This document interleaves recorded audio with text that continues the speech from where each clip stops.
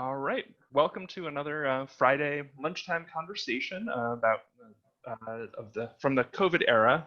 I'm Matt Cropp, co-executive director of the Vermont Employee Ownership Center, and we've been having a weekly call with featuring a different employee-owned company each week, talking about the lessons that they've learned from challenges in the past, and also what what impact COVID's been having and how they've been applying kind of their learnings as employee-owned companies to navigating this new environment. So first, we'll just introduce the two kind of panelists today, Ralph, Carlton, and Cheryl Allen. So would you each like to kind of introduce yourselves and tell a little bit about your role in the company? Maybe starting with Cheryl. Sure, and thanks so much, Matt, for inviting us to this session. It's a great pleasure to speak with everyone. My role with King Arthur Flour is Vice President of Human Resources, and I've just actually joined the company about 6 months ago now. So I'm new to not only King Arthur Flour, but this is my first opportunity in the world of ESOP. So I've been learning a lot from Ralph and other senior leaders. And it's a wonderful, wonderful organization and structure that I'm enjoying a great deal. Great. And Ralph? Yes. Hi, everybody. Thank you so much for having us. I am co-CEO of King Arthur Flour. We have two CEOs, which is a separate topic if we want to talk about it. I've been co-CEO for 6 years and love working for an ESOP and love working with King Arthur Flour. Great. So maybe Ralph, do you want to start us off with a little sort of overview of the scope of King Arthur Flour's business, and maybe talk a little bit about some of the kind of previous challenges that you've seen over the years the company navigate, and some of the lessons that have been sort of drawn from those that have kind of informed how you've approached the COVID era? I'm not sure there's anything that completely prepares you for the COVID era, as I'm sure everyone else on the call feels. We have really two things in our background that I think have been very helpful to us in this period of time. One is, we've had two types of challenges with COVID here, and they are the extremes. One is we have an abundance of business. For those of you on the call who've gone looking for flour out in retail, you've probably been disappointed. Flour is in short supply. The demand for flour far outstrips our competitors' capacity to produce flour, at least in the short run. So some of our challenge has been operational, and our history of operating in a commodity business, commodity being wheat, has taught us that not everything's in our control. And there are years where, because of weather or other conditions, there's either more wheat than you want or less wheat than you want. And we have, in our history, have had to adapt to rapidly changing conditions in the supply side of the equation. So that's helped us a lot in adapting to this. On the other side of the equation, I think many of you know, we have really proud of our retail operation here in Norwich, Vermont. Unfortunately, COVID has made it very hard for us to serve our customers in the way we're used to. So we've had to adapt to that too.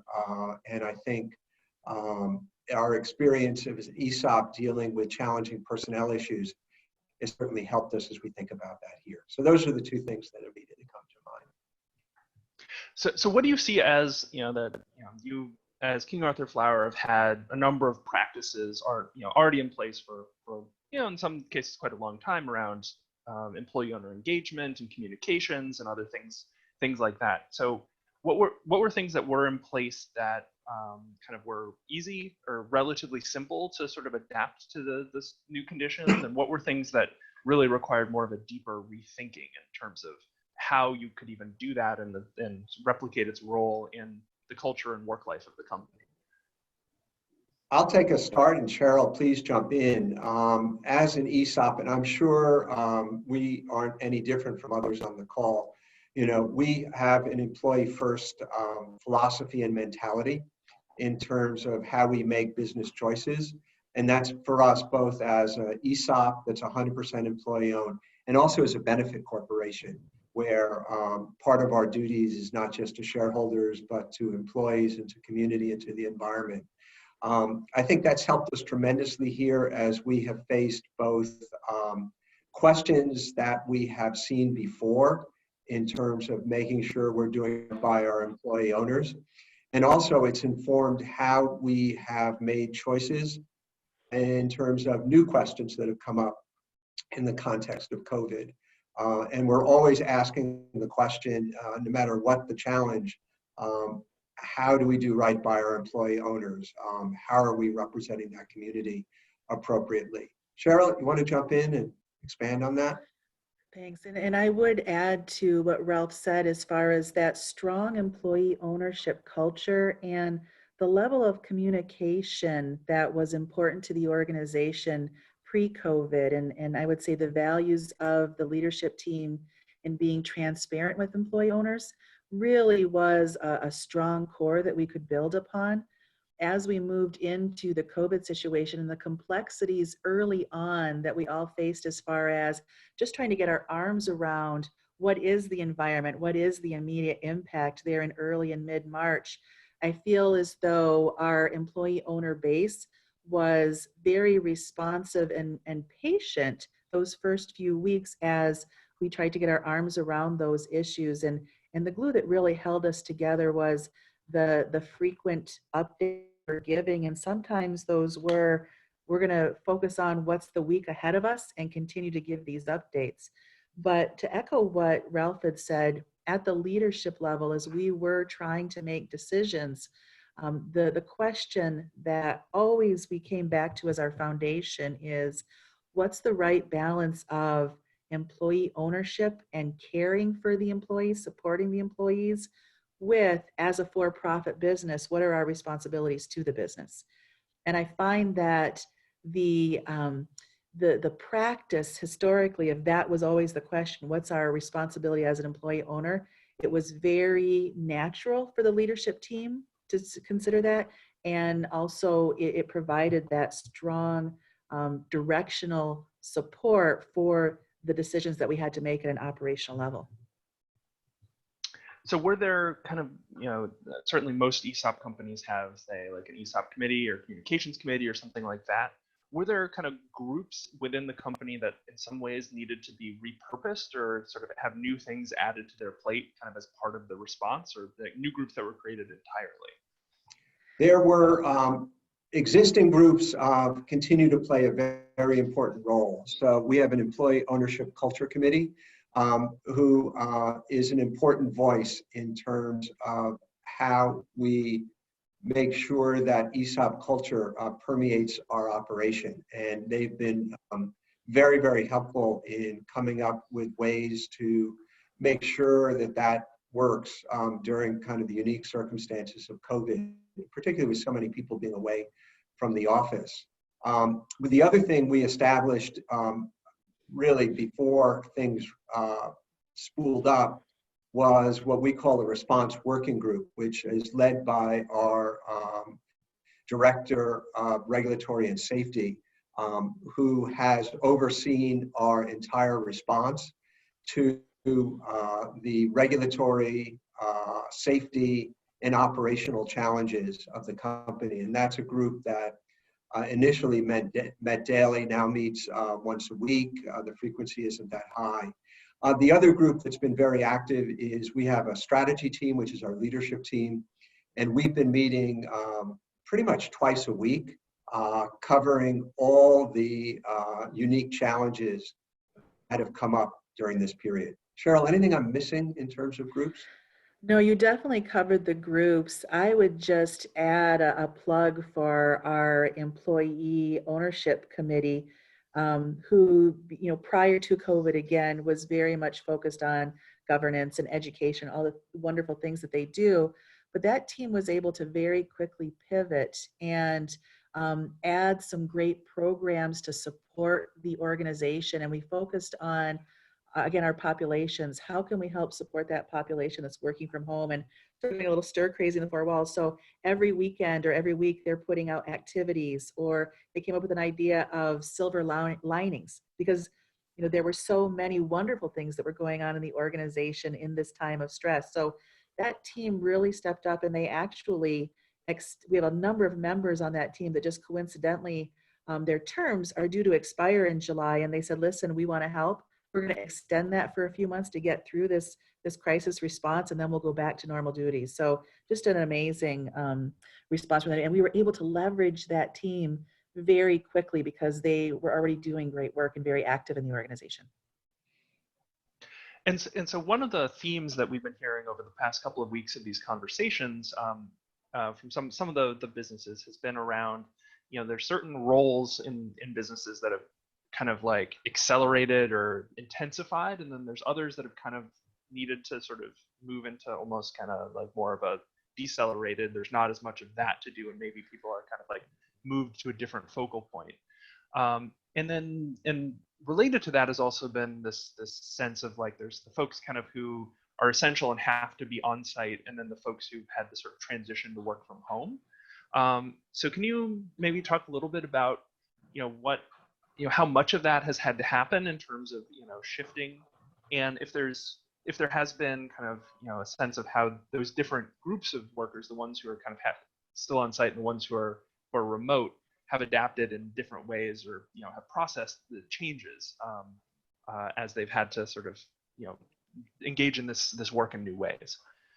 Yeah, that's been a crucial part of our response. Again, back to the dichotomy of our business, that we've got parts of it that are operating at levels where we can't keep up, and then we have retail and our education center, which is affected by the rules around COVID.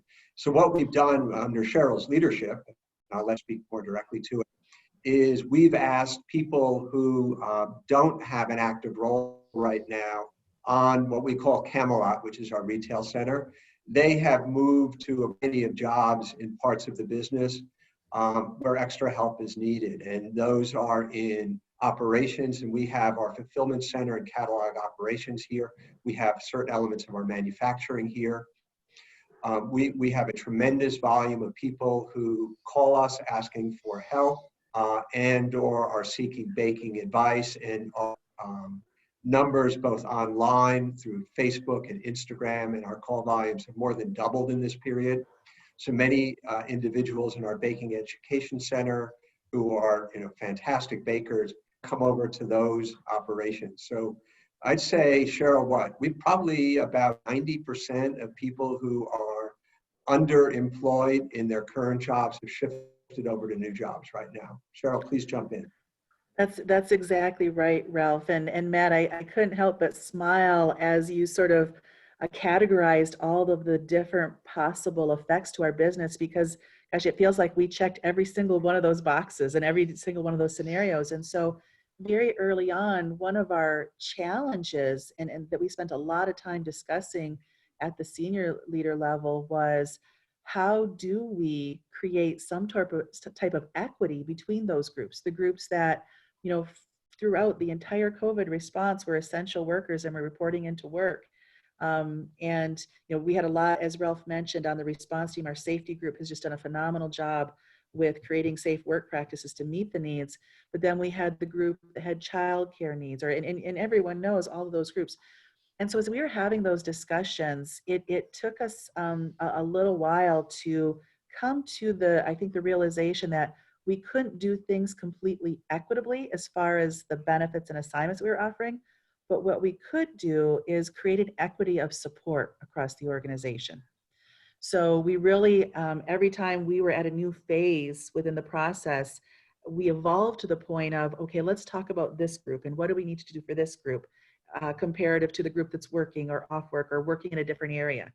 And I feel that's one of the core lessons, Ralph, that I feel that has really come through for me if we have to do this ever again is, it's more about the consistency of support than the consistency of the tactical benefits and tactical actions. And it feels as though that's been well received from our employees and understood. And again, I would attribute that to the communication. We actually bumped up communication, and Ralph and Karen, his co-CEO, they now have weekly town hall meetings. We used to do those once a month.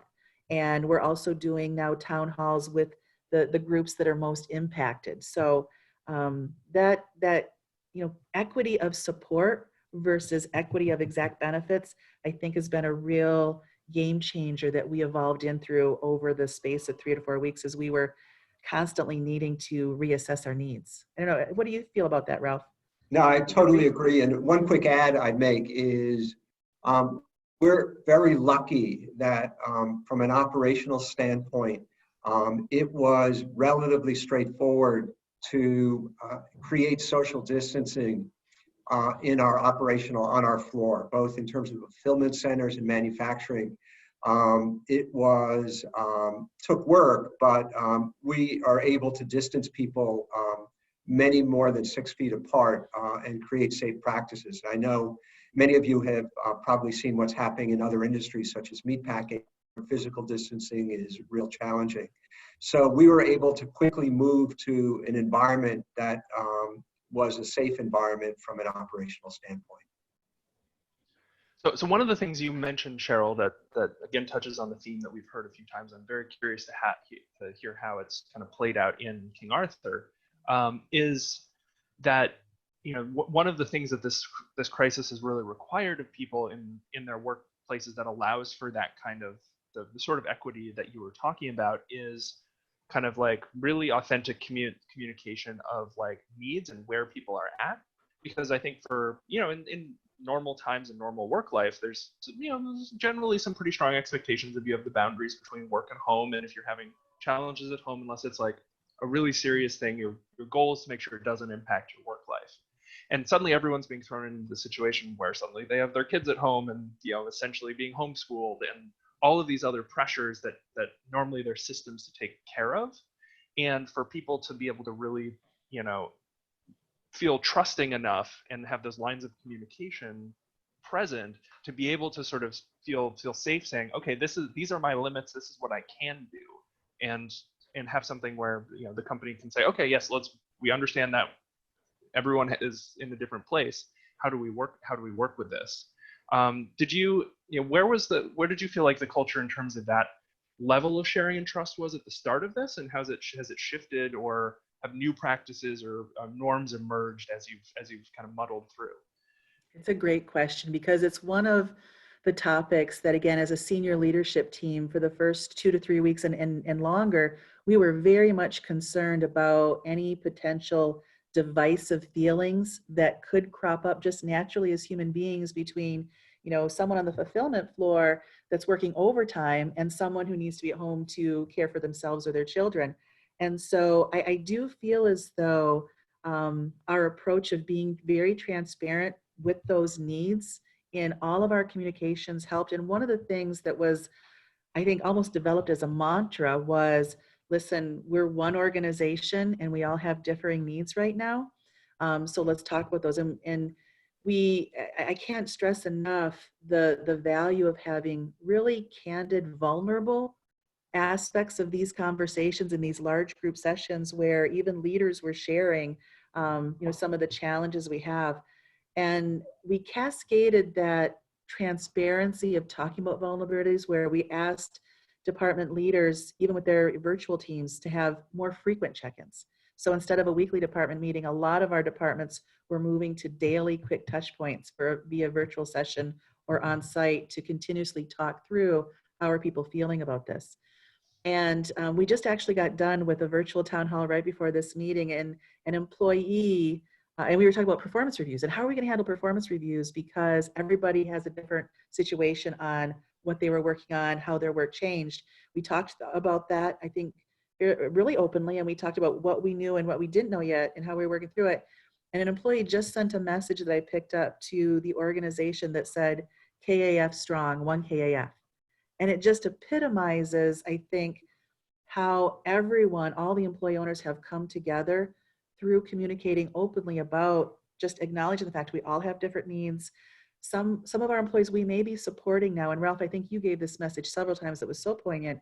Some of our employee owners need a little bit more support right now. And we're going to provide that, because later on that might shift a little bit. So that really is recognizing that.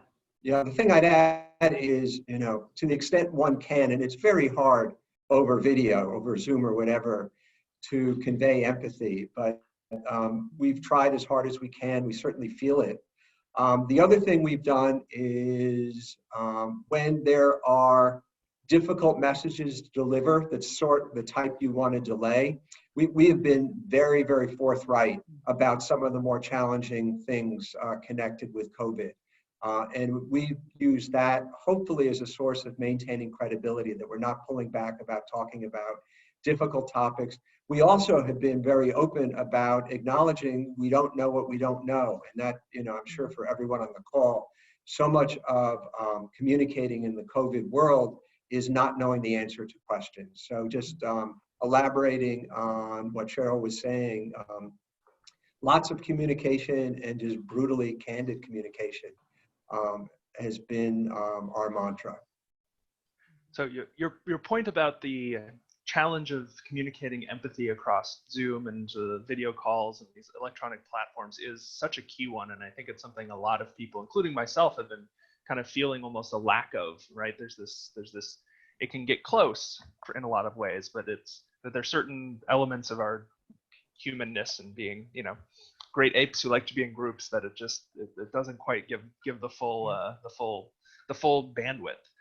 So what are some of the ways in which, that I feel like a lot of ways, the sort of subtle ways that culture is built in an organization that are about people being together, whether that's, even things like, every once a month our team goes out after work and, grabs a beer, or like all of those little things that kind of create social cohesion. Have there been any sorts of emergent practices or strategies that you've tried to sort of allow people to have some fun and sort of do that kind of trust building that you might have done in person before? It's happening a lot of different ways. A lot of it's happening at the individual team level, where people are working day in, day out. We certainly have no shortage of teams that are having quarantinis at the end of the day. I'm sure you've heard that expression. I think people are trying to be lighthearted, using social cues about being in your house, having your pets around, having your children around. And, I think a lot of our experience has been that those things that are kind of outside the work norm humanize everybody a little bit. And I think people, most of the meetings certainly that I'm part of, there is a degree of relaxation that I think helps. And in terms of talking to 175 or 200 people at a time, that's more challenging. What we've all tried to do, and Cheryl's done a great job of this, and Karen and I have been trying too, is to highlight the challenges that people are facing and validate that many people are struggling, and trying to talk about what those struggles are, and imploring all our employee owners to really be sensitive to how other people are feeling. Because if you're feeling a certain way, odds are lots of other people are feeling the same way. It's imperfect, but it's what we're trying to do. And that's where we've tried to leverage some of our existing tools. We have a weekly newsletter that goes out via email. And so we're just adding a mental health corner that gives tips. We've sent out some emails, as Ralph mentioned, as there's been an opportunity just to acknowledge, we're all human, and we're all, in stressful situations of different nature, but they're all stress. So I think, adding that mental health corner is really important. But I would just, again, acknowledge the creativeness of our employee owners. And in some of the touch points that Ralph was mentioning, they've done things from having a pet of the day. Each person will sort of introduce their pet during their check-ins, or our EOCC group has organized virtual scavenger hunts to help people. And I think those intrinsic things just go such a long way in helping to provide some glue to that humanity that's needed, right, Matt? Yeah. So I guess one other thing, kind of, and maybe this is silver lining, side of things, so referencing your little email newsletter bit, but one of the things that when we were talking to Cindy Turcott a few weeks ago from Gardner Supply, she was thinking, okay, in many ways, with them moving their call center remote in 5 days after having talked about doing it for 10 years, and it was almost a proof that, all right, so after once things have simmered down, we're going to maybe be able to do that and have some folks working out of the kingdom who, be able to hire sort of more broadly in Vermont. What are things that you've sort of seen this as almost a catalyst for, that kind of that you've learned to do as an organization that you think will kind of carry over beyond the crisis as you kind of move back into whatever the new normal is? That's such a relevant topic, and we, by the way, had the identical experience that Cindy had, which is we'd always talked about remote call centers, and it took us I think 6 days, but suddenly had 30 people off site with the system working really well. Necessity is the mother of invention, and there's no way we're going to go back to what we looked like exactly before. We've been having a lot of discussions recently as the rules open up a little bit and people can return to work. And I think it is clear, though I can't fill in all the pieces, that how we do work once everything settles out here will be different than how we did work beforehand. We've gone from an organization where maybe there were a couple of teams and maybe a couple of dozen people who were conversant with using video chat and all those tools as a routine part of the business. We now have an entire company of people who not only know how to use it, but know how to use it effectively.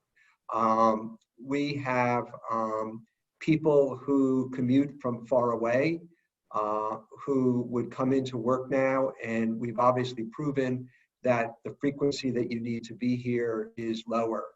I'd say the flip side of it, and it's something that we're actively debating right now, is we do have a belief that an important part of the community that we want to be is that we're physically together at times. And what we don't want to lose here is the humanity that comes from being together in one place at one time. I think it will look different. It may be more of a hybrid mix, but we're excited about where it's going to take us. This is a real opportunity to think about things differently. And so you mentioned the reopening, and I think this is going to be something where, when we first started this series, we were kind of right at things were closing down fast and hard, and in some ways that it was a traumatic moment on a lot of fronts, but it was also something that was kind of a very clear cut, like the trap was kind of closing. The reopening feels like it's as it's sort of starting to it's twisting the spigot metaphor, as that gradually starts to happen, there's a lot more ambiguity and a lot more sort of personal sense of, okay, each individual kind of has the sense of how safe they feel, how vulnerable they feel in a variety of ways. And so I think it seems like it's going to be a lot more of a delicate, the decisions around what to reopen and how to reopen them are going to be a lot more of delicate conversations than okay, we're in a crisis, this is happening now, bam, we just need to do this. So as you're thinking about navigating that, what are there any sort of key considerations that you want to make sure to be holding, or things that otherwise kind of are going to inform how you do that? We actually just spoke to the company about that today, had a dialogue about that subject today. One is, before I go into kind of the details of what we talked about, something that Robin, who leads our safety effort here, has done. She's reworked with her team the entire internal environment. So we have rules, policy, and signage everywhere that describes what people can and cannot do. But what Robin has found is that when people are away from work for a while, and I'll put myself in that category too, I come in a couple of days a week, but I'm used to what I'm used to, that when people have been away for a while, you get used to not being away, and coming back is fearful because you don't know what's going to be there. So what Robin has done is invited in all the team leaders for one-on-one visits to walk them around in the environment and get them comfortable in the environment. She's also putting together, they're not training videos, but reintroduction videos to people who have not been here so they could see everything that's taking place. So I mention that because we have a strong sense, and you could just, I think, personalize this in your own life, that once you get used to a certain type of interaction with people, changing to more intense interaction for a lot of people is fearful. And we're trying to be very proactive about acknowledging that and changing that. And real quickly, just to answer your other question, we believe we have about 25% of the workforce here right now doing essential work.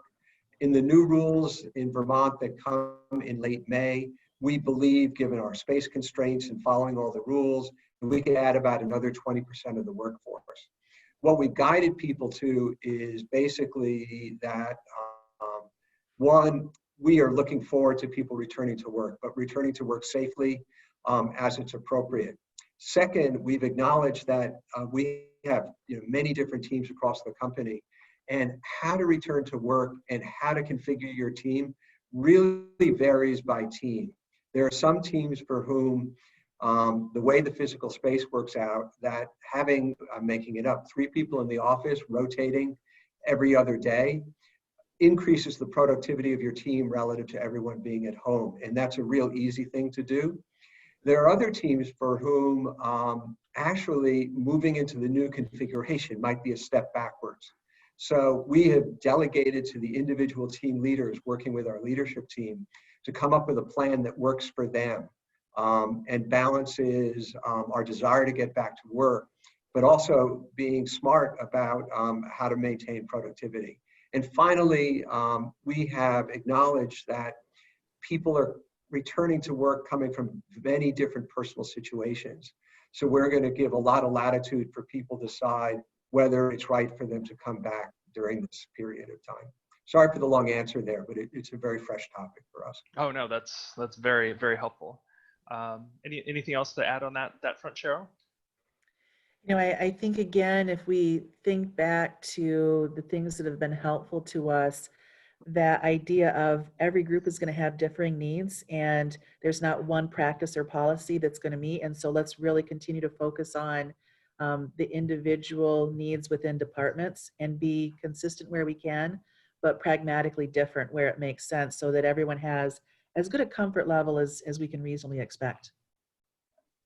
Great. So my final question before we stop the recording and then bring in some folks from the other employee-owned companies, is see if they have questions or reactions to what you've described, is around, you are one of the companies that has seen kind of demand spike in this situation, and so to a certain extent that's been moving folks around. But have you sort of brought new folks in the midst of this, and what has it been like? If so, like what does it look like to actually try to onboard somebody in such a situation of, things being in such flux?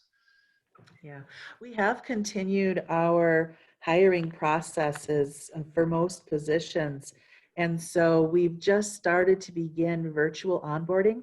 In some cases, it was because we were hiring someone that lived out of the region, but we have made several hires now that we would typically do a face-to-face onboarding on. And so we in HR, as well as the department managers, have had to pivot a little bit. And there are some experiences that are virtually, forgive the pun, virtually the same for the onboarding employee owners, and then others that are dramatically different. So when we're presenting materials like benefits, we feel that we're 99% of what we would be sharing anyway. But a lot of those personal things like the company tour, or we have a 90-day orientation that we typically do baking classes that we're shifting completely. And what we've decided is where we can have as much of the same experience that we would on site, we're going to continue that. But where we can't, we're either going to shorten the orientation or we're going to fit something else in. But we've continued on just using the virtual format. And I would say it's gone fairly well. We've had some technical snafus that we've worked through, but everyone's been really understanding. And I think the general vein from managers and new hires is they're appreciative of the efforts to continue business. And have been very patient with, there have been a few delays, but at the end of the day, we've gotten to where we need to get, I think. Great. All right, so with that, I will stop the recording.